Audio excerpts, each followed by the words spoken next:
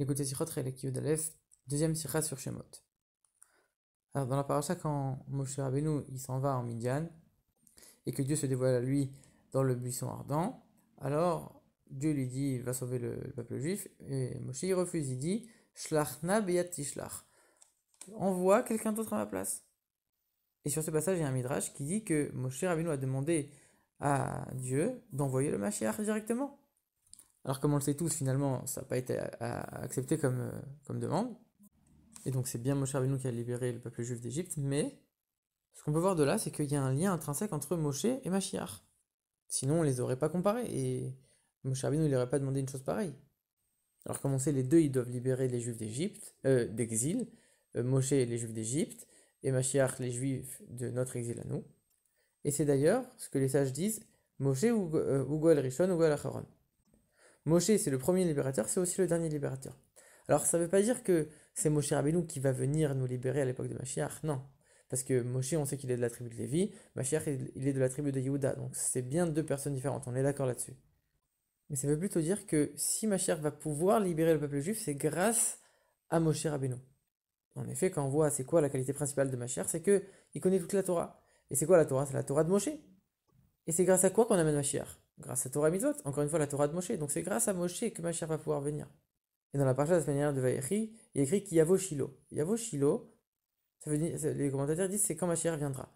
Yavo Shilo, ça a une valeur numérique de la même valeur numérique que Mashiach. Mais Shilo tout seul, ça a la valeur numérique de Moshe. Donc Moshe, si on peut dire, il est déjà là. Yavo, quand Mashiach viendra, alors là, on aura la valeur numérique de Mashiach. Comme pour dire Moshe, il est déjà là. Mashiach, il vient grâce à d'abord ce que Moshe a déjà fait. Et ce Yavo, il a aussi la valeur numérique de Echad 1. Donc comme pour dire, leur précédent, il dit, on a le devoir d'amener le 1 grâce à Moshe pour accélérer la venue de Mashiach. Alors qu'est-ce que ça veut dire tout ça? Alors pour expliquer tout ça, le rabbi, il commence par dire une première chose. Il faut savoir que le monde, il a été créé parfait. Quand il y a eu la faute de l'arbre de la connaissance, alors le monde est descendu de niveau. L'impureté est venue dans le monde. Et le monde, il a pu se rehausser de niveau que au moment du don de la Torah. Et après ça, il y a eu encore une fois la faute du veau d'or. Et à ce moment-là, encore une fois, le monde, il est retombé dans l'impureté. Il a encore une fois chuté de niveau. Maintenant, on sait que une descente, c'est jamais un but en soi. C'est une descente pour une élévation. Et l'élévation doit être encore plus grande que le niveau auquel on se trouvait avant. C'est-à-dire que si on détruit un immeuble, on ne détruit pas un immeuble pour reconstruire exactement le même immeuble. On détruit un immeuble parce qu'il est abîmé et qu'on a envie de construire un immeuble encore plus beau. Donc si on voit qu'il y a une descente, c'est forcément pour arriver encore plus haut que là où on était avant. Et donc automatiquement, ça veut dire quoi? Ça veut dire que le niveau auquel on est parvenu au don de la Torah, il était encore plus haut que le niveau du monde lors de la création du monde avant la faute de la connaissance, de l'arbre de la connaissance. Et de la même manière, encore une fois, le niveau du monde quand Mashiach viendra sera encore plus haut que le niveau du monde au moment du don de la Torah. Et au contraire, c'est grâce à ces descentes qu'on arrive à des élévations tellement hautes. Et donc du coup, le don de la Torah, c'est quoi? C'est le moment où Dieu a choisi le peuple juif. On sait qu'un choix dans le Chassidoute, c'est quelque chose qui touche à l'essence de l'âme. C'est-à-dire que c'est quelque chose qui a touché à l'essence de Dieu, qui a choisi le peuple juif. Il a choisi avec son essence la plus profonde le peuple juif. Et comme le monde s'est rehaussé de niveau à un niveau encore plus haut que lors de la création, alors, même quand après ils sont redescendus et qu'ils ont amené encore une fois de l'impureté dans le monde, malgré tout, il y avait une trace de ce don de la Torah qui est resté dans le monde. Et on va voir plus tard c'est quoi cette trace qui est restée du don de la Torah. Et donc du coup, de la même manière, l'époque de Mashiach, ce sera infiniment plus élevé que le moment du don de la Torah. C'est pour ça qu'on dit que le don de la Torah, c'était seulement un échantillon de l'époque de Mashiach. Ce sera une époque où il n'y aura plus de mal, il n'y aura plus de mort. Et c'est pas seulement quelque chose de temporaire comme au moment du don de la Torah, comme on dit, l'impureté du monde, elle a cessé. C'était temporaire, puisque finalement, juste après, ils ont eu la possibilité de refaire la faute du veau d'or. Alors que quand Mashiach viendra, l'impureté du monde disparaîtra de manière définitive. Le monde sera raffiné et empli de sainteté pour toujours. Il n'y aura plus de rechute.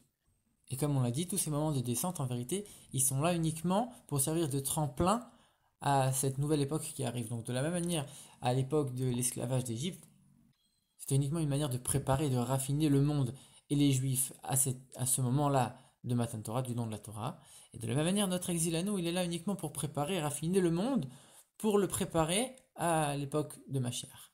Et pour comprendre ce concept-là, on peut donner un exemple. On sait qu'il y a une question qu'on pose souvent en disant, dans le schéma Israël, on dit Shema Israël, écoute Israël, l'Éternel est notre Dieu, l'Éternel est un, Hachem Echad. Mais le mot Echad en hébreu, un, c'est un mot qui laisse la place à l'autre. Ça veut dire, on peut dire il y a un, il y a deux, il y a trois, il y a quatre. On n'aurait pas dû dire l'Éternel est un, on aurait dû dire l'Éternel est unique. Et là, à ce moment-là, automatiquement, il n'y aurait pas eu de place pour autre chose que Dieu. Alors pourquoi on ne dit pas l'Éternel est unique et on dit bien l'Éternel est un? En vérité, l'unité de Dieu, c'est pas uniquement que Dieu soit un, unique et qu'il n'y ait rien d'autre qui existe, au point que Dieu soit séparé de tout. Non, il y a un monde qui existe, seulement ce monde-là, il est entièrement soumis et uni à Dieu. Le monde n'est pas quelque chose de séparé de Dieu. Et au contraire, Dieu, il est uni et il rentre, il pénètre et il imprègne chaque recoin du monde. Et c'est pour ça que le mot Echad, on le voit en vérité, il est composé de trois lettres. Le Aleph, c'est Dieu, Aloufo Shel Olam, le maître du monde. Le Chet, ça a une valeur de 8, c'est les 7 cieux et la terre. Ça fait 7 plus 1, 8. Et le Dalet, ça fait 4, c'est les 4 points cardinaux. Donc en vérité, c'est pour dire que le Aleph, le Dieu, il va pénétrer toutes les dimensions des limitations de notre monde. Tous les recoins du monde vont être emplis de divinité. Et c'est ça la véritable unité. C'est pas de se séparer et d'être complètement au-delà du monde et de ne pas laisser la place au monde. Au contraire, il y a un monde, mais ce monde-là, il est entièrement dépendant, imprégné et uni à Dieu. Maintenant, comment c'est possible? Un monde qui voile autant la divinité, le monde c'est Olam, Helem, c'est le même mot, c'est le voile. Un monde c'est le voile de la vie de la divinité. Comment on peut faire pénétrer Dieu dans un monde pareil?